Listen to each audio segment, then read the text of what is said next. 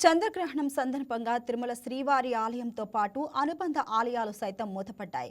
గ్రహణం మధ్యాహ్నం 3:20 ప్రారంభమై రాత్రి 6:45 వరకు ఉంటుంది.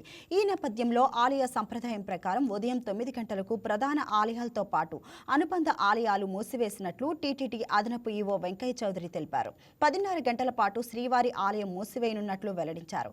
అలాగే వెంగమాంబ అన్నప్రసాద కేంద్రం సైతం మూసివేసి భక్తులకు ఫుడ్ కౌంటర్ ద్వారా పులిహోర ప్యాకెట్లను పంపిణీ చేస్తామని తెలిపారు. గ్రహణం అనంతరం ఆలయ శుద్ధి పుణ్యహవాచన కార్యక్రమం నిర్వహించి భక్తులను దర్శనానికి అనుమతిస్తామని అదనపు ఈవో తెలిపారు. సందర్భంగా శ్రీవారి ఆలయాన్ని ఈరోజు మూసివేయడం జరిగింది.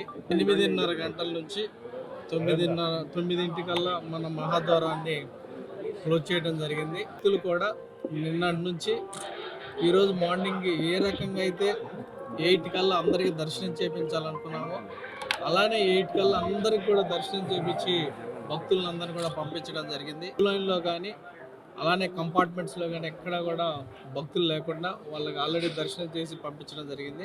క్యూ లైన్లో కూడా సాయంత్రం దాకా తీసుకోకూడదు. అలానే సాయంత్రం 6:30 గంటలకు మళ్ళీ కూడా స్వామివారి ఆలయాన్ని ఓపెన్ చేయడం జరుగుతుంది. శుద్ధి మిగతా కార్యక్రమాలు రిలీజియస్ కార్యక్రమాలు పూర్తయిన తర్వాత దర్శనానికి ఓపెన్ చేయడం జరుగుతుందని సందర్భంగా తెలియజేస్తున్నాను. అన్నప్రసాదాలు MTV. ఈ వీడియో మీకు నచ్చినట్లయితే లైక్ చేయండి, షేర్ చేయండి, మా ఛానల్కి సబ్స్క్రైబ్ చేయండి.